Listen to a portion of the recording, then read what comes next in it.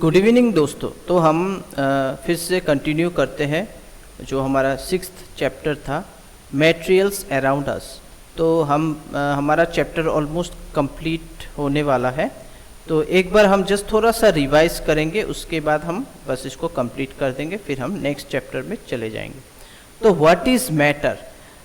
तो पहले मैटर क्या है, मैटर उसको समझेंगे।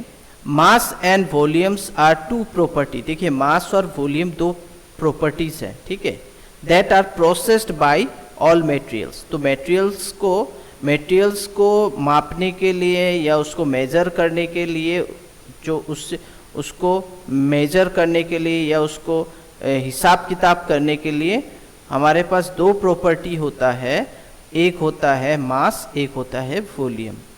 मास जो होता है वो कितना हैवी है, कितना लाइट है, उससे हम उस हिसाब से उसको मापते हैं। और अगर उसका वॉल्यूम अगर आपको देखना है तो वो कितना जगह लेके रखा है। आपके बोतल में अगर आपने फुल बोतल पानी डाला है, उसमें एक बोतल में फुल पानी वो भरती है, तो उसने पूरा का पूरा बोतल को ऑक्यूपाई कर लिया है, पूरा का पूरा बोतल की जगह को ऑक्यूपाई कर लिया, तो उसको हम वॉल्यूम बोलेंगे। और मास हम उसको बोलेंगे जो कितना भारी है। जैसे कोई भी एक काठ का टुकड़ा हो गया, या आपके घर पे 1 किलो चावल आपने लिया कटोरे पे, तो उसका जो वेट होगा वो कितना वेट होगा, ज़्यादा होगा कम होगा, उसको हम मास बोल सकते हैं। ये एक नॉर्मल भाषा में हम कॉमन भाषा में हम इसी तरह से इसको समझते हैं, ठीक है। तो mass and volumes are the two properties that are processed by all materials. तो मटेरियल्स को हम इसी प्रोसेस के थ्रू इन दो प्रॉपर्टी के माध्यम से समझते हैं। Can we give a general name to anything that process these two properties. क्या हम कोई जनरल नाम दे सकते हैं इनको? यस, हम इनको जनरल नाम देकर इन दो प्रॉपर्टीज को जान सकते हैं। Anything that occupies space and has mass is called matter. ठीक है, जो स्पेस को कवर करता है और इसका वेट जो मास होता है, इसी को हम मैटर बोलते हैं। मतलब जब दोनों चीज आ जाता है तो उसे हम मैटर बोलते हैं। The mass gives the quantity of matter. तो मास क्या बोलता है? Quantity of matter. And the unit to measure it is gram, kilogram ये होता है, ठीक है। तो मान लीजिए आपने एक बोतल में पानी डाला, ठीक है, एक बोतल में आपने पानी डाला, ठीक है, वो लिक्विड भी हो सकता है या आपका नॉर्मल जो सॉलिड भी हो सकता है, ठीक है। तो अगर वो सॉलिड टाइप का चीज़ है तो वो किलोग्राम में आ जाएगा, और अगर वो लिक्विड टाइप का चीज़ है तो वो लीटर में हमको देखना होगा। एक बोतल के अनुजाई या एक रूम के अंदर का एरिया जो कि पूरा अगर भर चुका है तो वो आप समझिए कि वो हमारा पूरा स्पेस को ऑक्यूपाई कर लिया, तो उसको हम वॉल्यूम बोलेंगे। और मास हम किसको बोलेंगे? जब उसका वेट वजन किया जाएगा, जब उसका वजन किया जाएगा, जब वो ज़्यादा भारी होगा या कम भारी होगा, उससे हम उसका मास निकाल लेंगे। तो आई थिंक अब आप लोग को समझ में आया होगा ये कॉन्सेप्ट, ठीक है। इसके बाद हम नीचे चले जाते हैं, यहाँ पर हम थोड़ा रीड कर लेते हैं। Can all the materials around us be consider as a different example of matter? Discuss with your friends. For example, water is a matter, sand and pebbles are matter, and so it is the cup, so is the cup. Materials are type of matter used in the creation or making of object.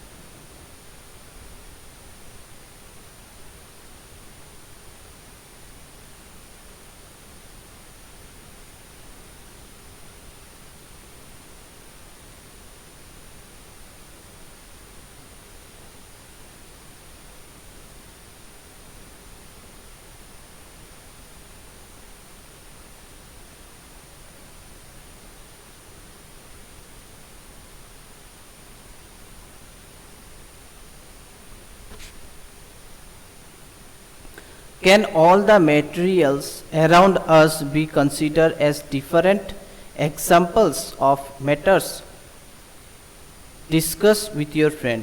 तो यहाँ पर ये बोला है कि materials हमारे जो आसपास अराउंड है consider in different example of matter. तो ये जो मटेरियल्स है ये के डिफरेंट एग्जांपल है मैटर्स का, तो यस हाँ क्यों नहीं हो सकता है।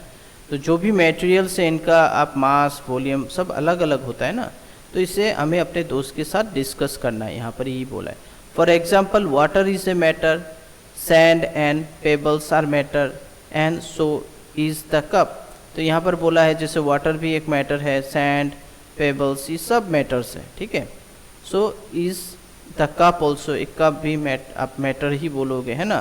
तो materials are types of matter used in creation और मेकिंग ऑब्जेक्ट। तो ये सब एक मैटर है मटेरियल्स, और इन्हीं के माध्यम से हम ऑब्जेक्ट बनाते हैं, ठीक है। तो हमारे पास जो भी जैसे जो भी मैटर्स मतलब जो भी मटेरियल आपको मिल रहा है, ठीक है, वो एक टाइप ऑफ उसको मैटर्स बोलेंगे हम, क्योंकि उसका एक वेट होगा, उसका एक वॉल्यूम होगा, है ना। तो उन्हीं के माध्यम से हम जो हमें सुइटेबल जो उस ऑब्जेक्ट के लिए सुइटेबल मेटल है, ठीक है, हम वो यूज़ करेंगे ना उसके लिए, वही बोला। We learn that materials look different and behave differently. तो मटेरियल जो है वो दिखने में भी डिफरेंट है और उनका बिहेवियर भी डिफरेंट है।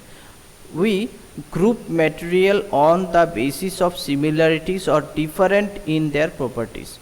तो हमने ऑलरेडी हमने इनका ग्रुप भी बनाया था, है ना। मटेरियल्स के जो ग्रुप्स बनाया था, कुछ सिमिलरिटीज़ है, किसी में डिफरेंसेस है कि नहीं, उनके प्रॉपर्टीज़ के बारे में हमने जाना था, काफ़ी कुछ इस चैप्टर में हमें मिला था। We find grouping useful as it helps us study and observe patterns in the property of things।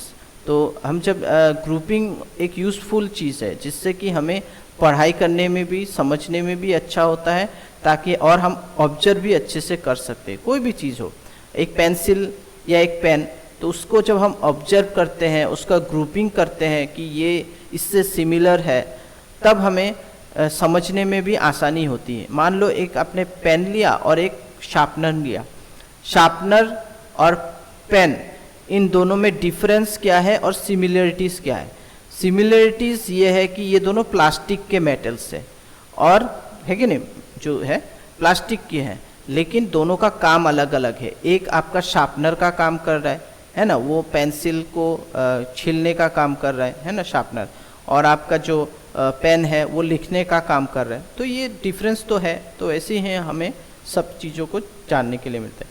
Humans have been classify not only things, चीज़ों को नहीं बल्कि वो रॉक्स, प्लांट्स एंड एनिमल्स, सबका हम डिफरेंट ग्रुप बनाते हैं। We have learned about the classification of the living world in the chapter diversity in the living world. तो हम ऑलरेडी हमने जाना है diversity in the living world का जो चैप्टर, उसमें हमने बहुत कुछ देखा था कि डाइवर्स कैसे चीज़ों में कैसे डाइवर्सिटी, एनिमल प्लांट्स चिड़िया एनिमल प्लांट्स बर्ड्स में कैसा डिफरेंस है ना। तो वो हमने diversity in the living world में पढ़ा था।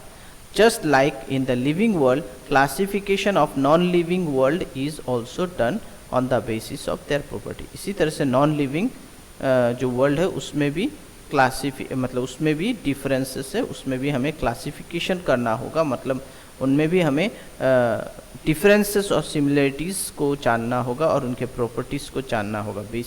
बेसिस प्रॉपर्टीज़ जो होते हैं उनके बेसिक प्रॉपर्टीज़ को भी हमें जानना होता है। तो इसी तरह से हम साइंस को लर्न कर सकते हैं। तो आई थिंक आप लोग को इस चैप्टर के बारे में काफ़ी कुछ समझ में आ चुका है।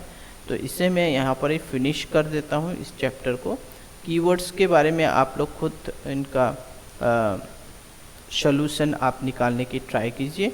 अगर क्वेश्चन आंसर्स में कोई असुविधा हो रही है तो मुझे प्लीज़ बताइए। ओके, तो चलिए मैं अब तो हमारा 7th नंबर चैप्टर है टेम्परेचर एंड इट्स मेजरमेंट। तो चलिए अब हम ये पढ़ते हैं। Wrong measurement are worst than no measurement at all. ठीक है, तो रॉन्ग मेजरमेंट सबसे गलत चीज़ होता है। अगर आप मेजरमेंट नहीं करोगे वो भी ठीक है, लेकिन रॉन्ग मेजरमेंट करना ठीक नहीं होगा। Lambok and his elder sister Pheban live in Shillong. तो वो शिलोंग में रहते हैं, लैम्बोक एंड फीबन, ठीक है। लैम्बोक उसका भाई है और फीबन जो है वो उसका सिस्टर है। His elder sister is a Phiban. तो वो शिलोंग में रहते हैं। One day they came home from school, their parents were away at work and Lambok complain that he was feeling feverish. तो लैम्बोक ने बोला कि उसने कंप्लेंट किया कि जब उसके मम्मी पापा बाहर चले गए थे तो उसने बोला कि मुझे फीवर जैसा हो रहा है, फीवर आ रहा है, ठीक है। तो Phiban touch his forehead and felt that he might be having a fever. तो उसे लगा, उसका जो बहन है, सिस्टर है, एल्डर सिस्टर, उसको लगा कि इसे शायद फीवर हो सकता है। To confirm this she took out the thermometer. तो थर्मोमीटर निकाला। आपके पास होगा, आप लोग जानते हैं बच्चे।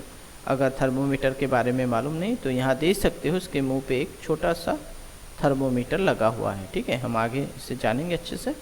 To confirm this she took out the thermometer, keep in the almirah. तो अलमीरा से निकाला।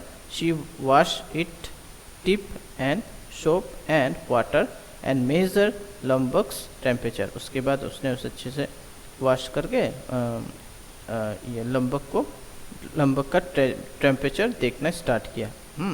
To her relief she found that his temperature was normal. तो उसने देखा जब टेम्परेचर, जब उसने उसे लगा के देखा, चेक किया लंबक को, तो देखा टेम्परेचर नॉर्मली है, कोई प्रॉब्लम नहीं है, ठीक है। तो उसे एक रिलीफ मिली, ठीक है, was normal. She washed the thermometer tip again,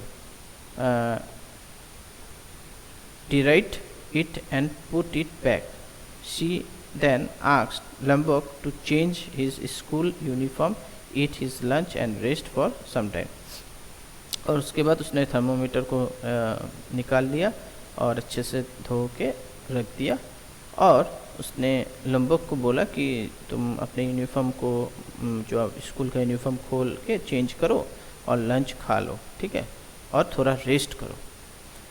Can it always be correct judge that a person for fever only by touching the person? तो क्या अगर हम किसी भी मतलब क्या ये जज करना सही है कि हम अपने हाथ से टच करके उसके फीवर के बारे में जानना या मतलब जो जानते हैं, जैसे हाथ लगाकर हमने समझ लिया कि इसे फीवर है या नहीं, या थोड़ा गर्म है, तो ये करेक्ट नहीं होता है ना। कभी कभी ये गलत भी साबित हो सकता है।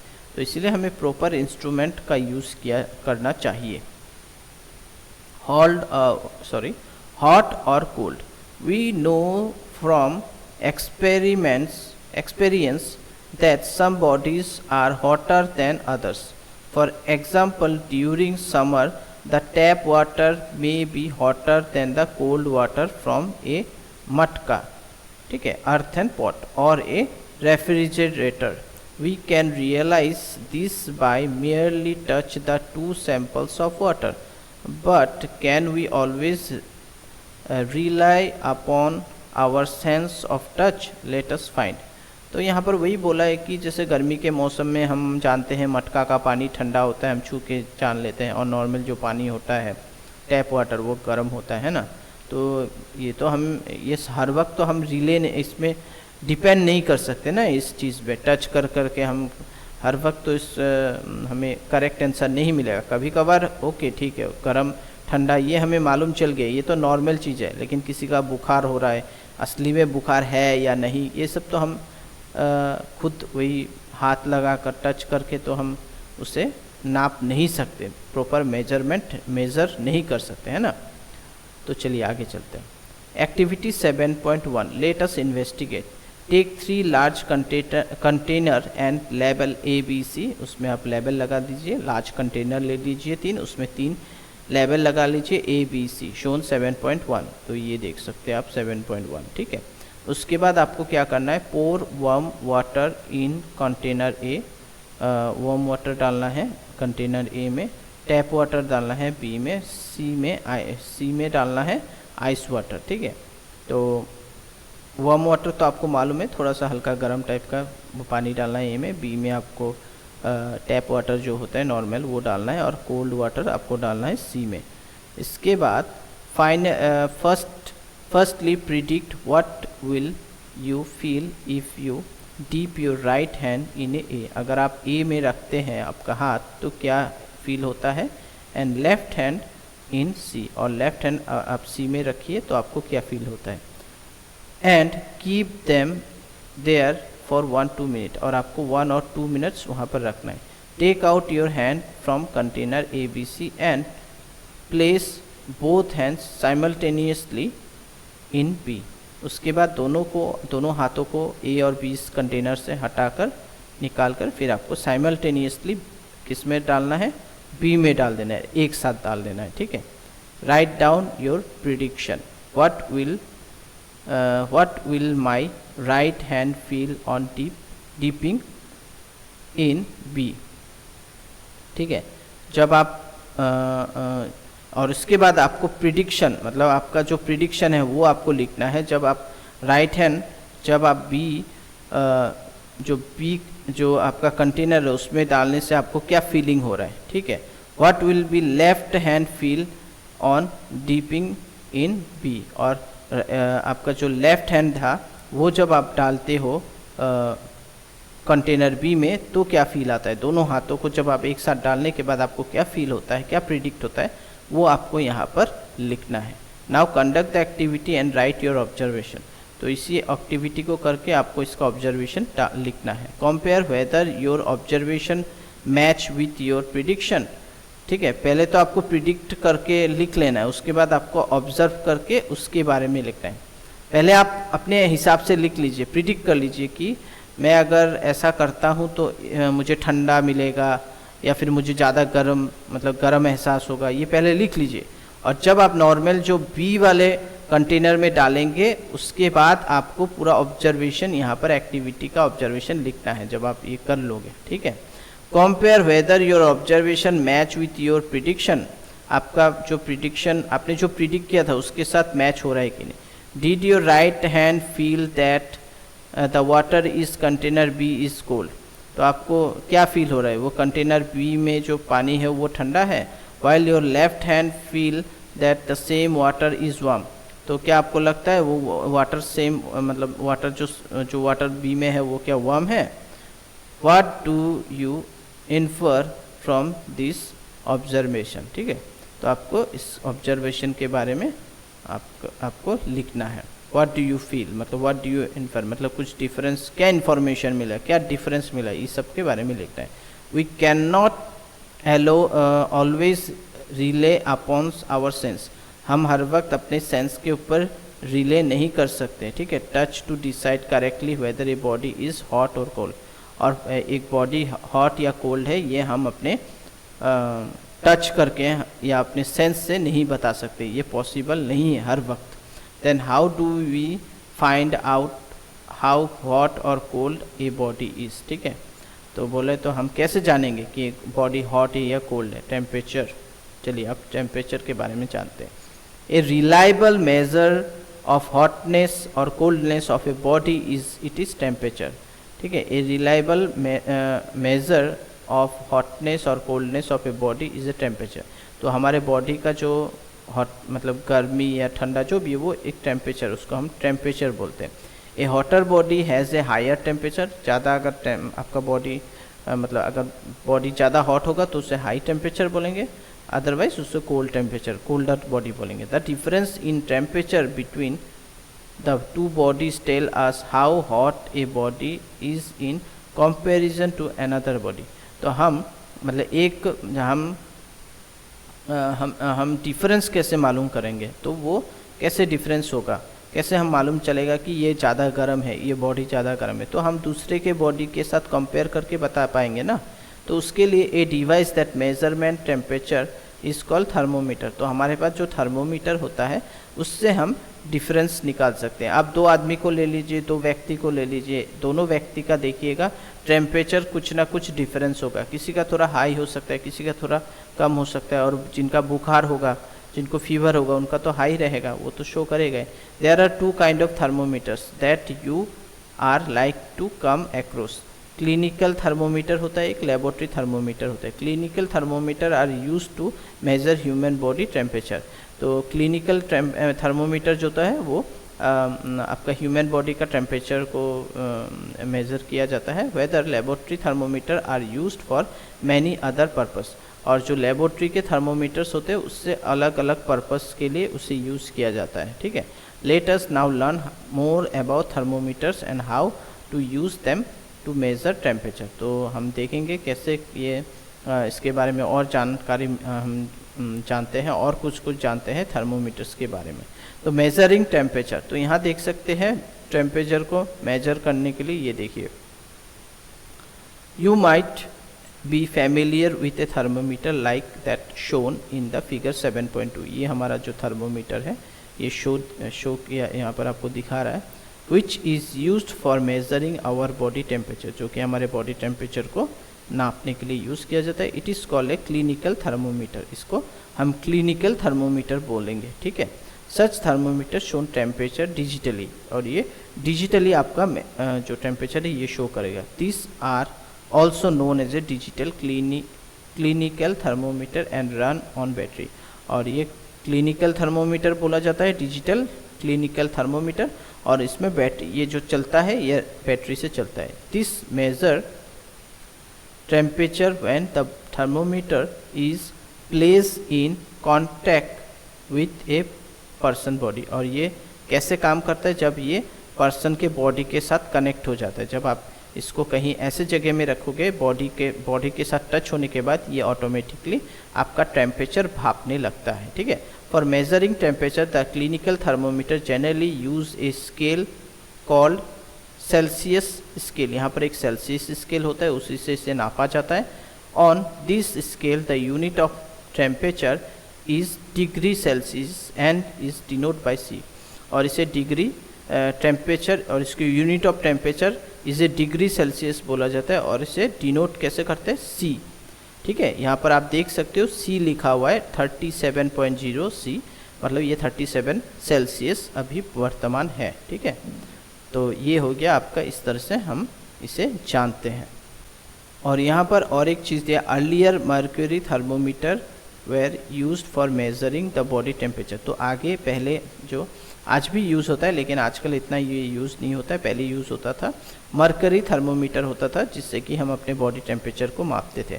But mercury is an extremely toxin substance and it is difficult to dispose of it, the thermometer break accidentally.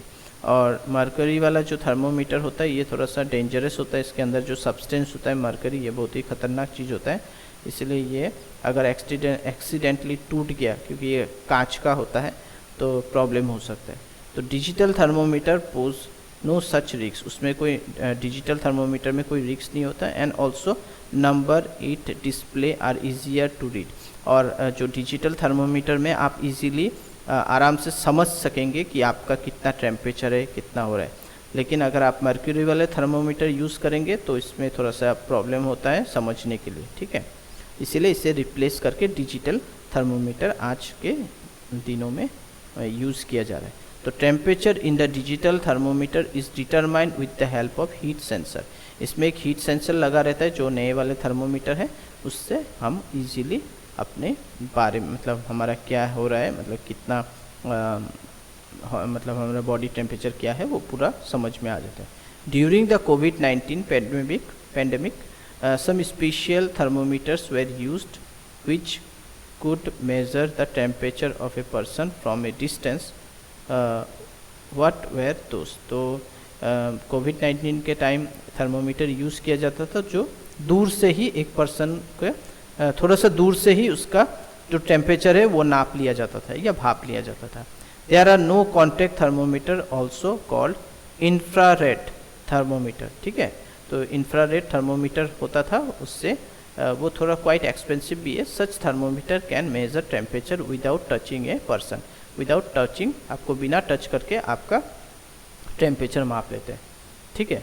तो ये यूज़ क्यों किया जाता था, ताकि जो डिजीज़ है वो स्प्रेड ना हो, ठीक है। जो डॉक्टर है या जो नर्स है जब आपको इस थर्मोमीटर से बिना टच किए ही आपका पूरा चेकअप हो जाता था, मतलब आपका टेम्परेचर चेक किया जाता था। ओके, तो आई थिंक यहाँ तक तो मैंने पढ़ा दिया है। लेट अस मेजर, अभी बाद हम आगे बढ़ेंगे। तो आई थिंक मैंने जहाँ तक पढ़ाया है यहाँ तक आप लोग अच्छे से पढ़िए, ठीक है। उसके बाद मेरे साथ फिर से मैं इस चैप्टर को कंटिन्यू करूँगा। तो आशा करता हूँ आप लोग को मेरे वीडियोस अच्छे लग रहे होंगे, समझ में आ रहा होगा। प्लीज़ लाइक कीजिए, शेयर कीजिए। Thank you, bye bye, take care.